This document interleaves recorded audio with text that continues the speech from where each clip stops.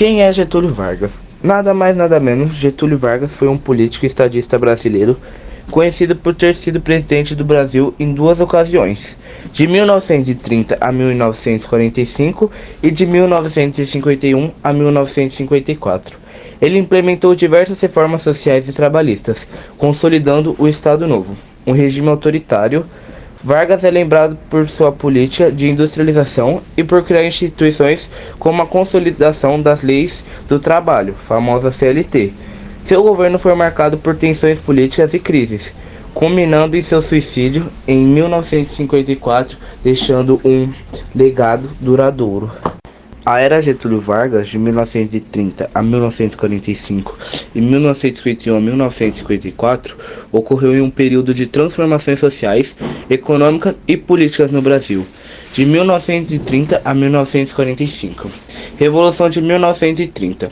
Vargas chegou ao poder após uma revolta que depôs o presidente Washington Luiz, em meio a uma crise econômica decorrente da Grande Depressão.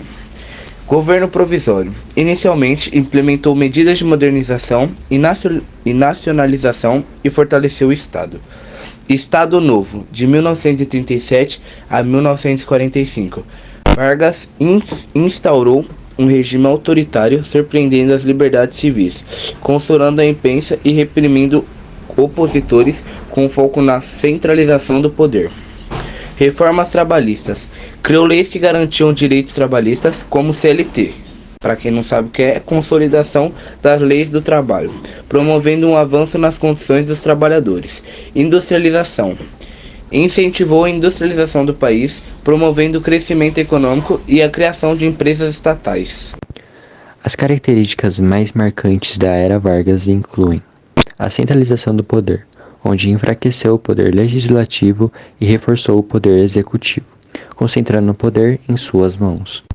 O uso da propaganda pública, como uma forma de ressaltar as qualidades do seu governo, como vemos hoje em dia no horário eleitoral.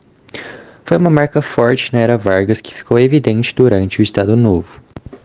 A capacidade de negociação política. Vargas juntou grupos opostos em seu governo, o que lhe permitiu manter-se no poder por quase 15 anos. Populismo. Pode ser identificado pela defesa da união das massas, liderança baseada no carisma e sistema partidário frágil. Política trabalhista. Vargas, de maneira consistente, criou o Ministério do Trabalho, concedendo assim o direito aos trabalhadores. Falando sobre o governo provisório, que durou de 1930 até 1934, é o momento inicial da era Vargas, quando Getúlio Vargas assume o poder, após a Revolução de 1930, suspendendo a Constituição de 1891, iniciando um processo de centralização política. Vargas cria os Ministérios da Educação e do Trabalho, nomeia tenentes como interventores, ou seja, governantes, e começa a formular algumas leis trabalhistas e cria o Código Eleitoral, dando oportunidades para as mulheres votarem também. O governo sem Constituição não agradou a população, fazendo com que o povo fosse às ruas exigindo uma Assembleia Constituinte. Getúlio Vargas atendeu às demandas dos paulistas, promulgando uma Constituição em 1934, dando início à segunda fase desse período de poder, que tem agora uma nova Constituição. Nesse momento que ocorre uma radicalização ideológica, com a fundação da Ação Integralista Brasileira, AIB, em 1932. Grupo de extrema-direita com ideologias fascistas, liderado por Plínio Salgado.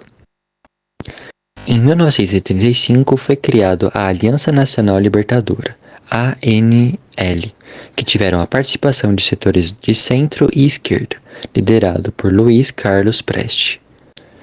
Neste meio tempo, houve uma tentativa de golpe comunista, titulada Intentona Comunista de 1935. Porém, o golpe foi neutralizado pelo governo. Em 1935, quando o governo de Vargas aparentava estar acabado, surge um ataque comunista, mas na realidade não passava de um golpe do próprio Getúlio para concentrar ainda mais o poder. A terceira fase é o Estado Novo, que iniciou em 1937 até 1945, Foi a fase ditatorial da Era Vargas e se estendeu por 8 anos. Consolidado no poder, concentrado todo o poder em suas mãos, Vargas fecha o Congresso e nomeia interventores em todos os estados junto ao Exército Nacional. A censura instituída ficou responsável a cargo do Departamento de Imprensa e Propaganda, a DIP, decretando a censura no país, fazendo forte propaganda do seu governo.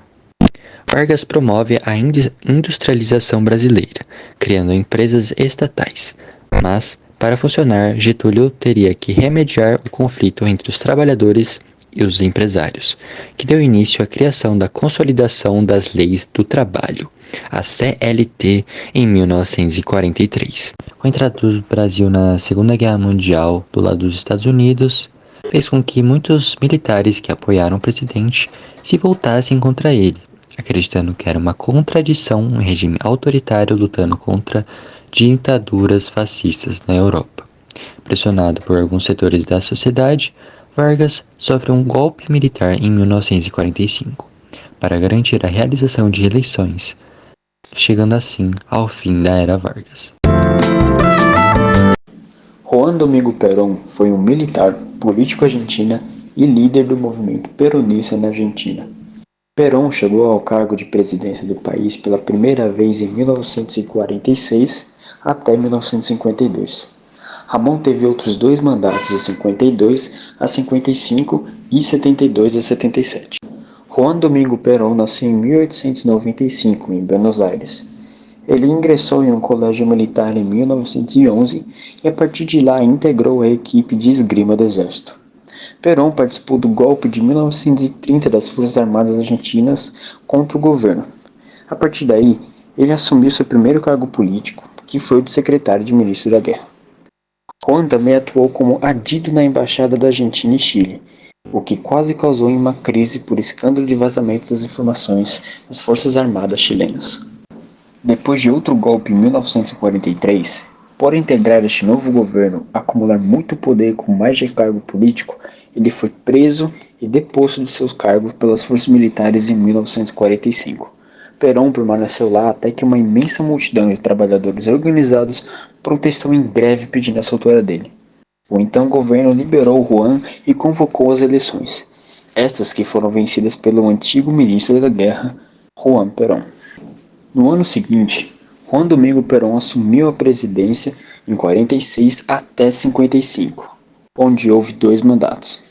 Após terminar os seus 2 mandatos, ele se isolou por 17 anos em 3 diferentes países, até retornar à Argentina.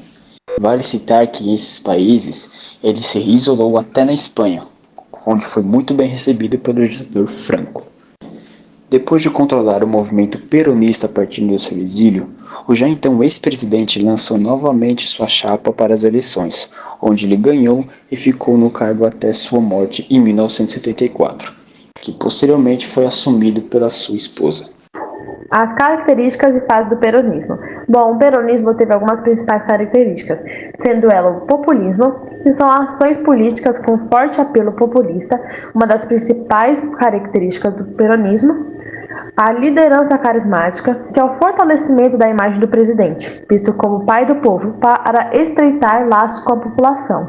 Também temos medidas econômicas populares, que seria a adoção de políticas assistencialistas focadas nos mais pobres, a relação com os sindicatos, a qual é a aproximação e a cooptação dos sindicatos dos trabalhadores, o nacionalismo, que seria a defesa de valores nacionalistas e a aproximação das classes populares, a nacionalização, que é o apoio à nacionalização de serviços públicos, implementação de medidas trabalhistas e reformas sociais, a defesa da democracia, desde que atenda às necessidades populares. Nas reformas sociais trabalhistas, o que houve foi o aumento salarial significativo, o estabelecimento de férias remuneradas e licença por doença, congelamento de preços de aluguéis e controle de preços das mercadorias e a criação de planos de habitação e construção de escolas populares. É importante notar que as pautas de Perón baseavam-se na aproximação com os trabalhadores com um discurso nacionalista, anticapitalista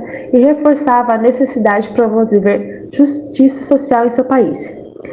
Algumas das bases doutrinadas eram o cristianismo e o humanismo, e seu modelo era concebido como superador do capitalismo selvagem e do comunismo. As fases do peronismo. O peronismo ele pode ser dividido em duas etapas, sendo a primeira o peronismo com Perón, que foi de 1946 a 1974, e a segunda sendo o peronismo sem Perón, que se prolongou até 2015. Apesar de terem ocorrido em países e, consequentemente, sociedades diferentes, o varguismo e o peronismo possuem diversas semelhanças, ao começar pelos seus nomes, pois ambos terminam com o sufixo ismo, que está atrelado a um conjunto de ideias ou atitudes políticas em determinada sociedade. Falando sobre política, ambos os movimentos pertencem ao famoso populismo latino-americano, um movimento que surgiu a partir dos anos 30, com a modernização e surgimento das classes populares e se estendeu até o final dos anos 70 na América Latina. Sendo assim, é possível observar fortes traços do populismo em ambos os movimentos. Outra questão comum de extrema importância é o diálogo com a classe trabalhadora. Em ambos os governos, os trabalhadores receberam benefícios como incorporação do 13º, férias remuneradas, folga, aumento de salários e redução de jornadas de trabalho, dentre outros. Em ambos os casos, esse diálogo com a classe trabalhista foi fundamental para se manter no poder e ganhar apoio.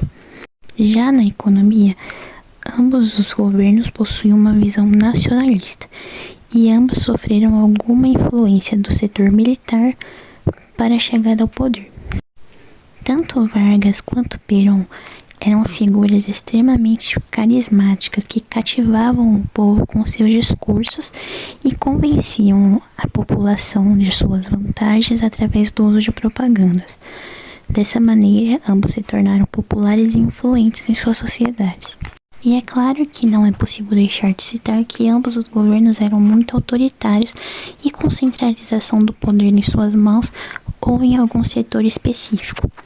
Portanto, tanto o varguismo quanto o peronismo deixaram diversos impactos nas suas respectivas sociedades em seu período e que refletem-se até hoje, como criação de sindicatos trabalhistas, promoção do bem-estar dos trabalhadores, visão nacionalista sobre seu país, a centralização e a expansão do poder executivo e um legado político duradouro. Afinal, ambos os políticos ainda são estudados e falados até hoje, com um legado que transcende as suas eras. Bom, agora falando um pouco das diferenças entre o peronismo e o varguismo, por mais que ambos sejam movimentos políticos muito semelhantes, também tem várias diferenças. A prioridade é uma das principais, que o peronismo ele priorizou uma justiça e igualdade, enquanto o varguismo ele focou na estruturação do Estado brasileiro. As ideologias também eram bem distintas. O peronismo é considerado um movimento de esquerda com influências socialistas. Já o varguismo é mais associado ao nacionalismo. Os métodos governamentais também eram bem distintos. Enquanto Perón manteve um governo democrático, por mais que seja autoritário, Vargas estabeleceu um regime ditatorial durante o Estado Novo. Outra grande diferença também é que o peronismo contou com o apoio dos sindicatos de trabalhadores, enquanto o varguismo regulamentou os sindicatos, mas também os controlou. Bom, e para finalizar, ambos também tiveram um contexto histórico distinto. Enquanto o peronismo surgiu após a Segunda Guerra Mundial, o varguismo se desenvolveu durante uma crise econômica mundial nas décadas de 1920 e 1930. Agora falando um pouco das consequências que ainda são sentidas hoje em dia pelo peronismo, ele ainda influencia na política argentina, com partidos políticos e líderes que se inspiram nas ideias de João Domingo Perón. A ênfase no nacionalismo e na justiça social, características do peronismo, ainda são relevantes na política contemporânea. E o legado de Perón também é visto na economia, com políticas que buscam proteger os interesses nacionais e promover o desenvolvimento econômico. Já falando das consequências do varguismo, o varguismo teve um impacto duradouro na política brasileira, com a criação do Partido Trabalhista Brasileiro, o PTB, e a influência em outros partidos políticos. A política econômica de Getúlio Vargas, que enfatizava o desenvolvimento nacional e intervenção estatal, ainda é debatida hoje em dia. E por último, mas não menos importante, o legado de Vargas também é visto na área social com políticas que buscam proteger os direitos dos trabalhadores e promover a justiça social.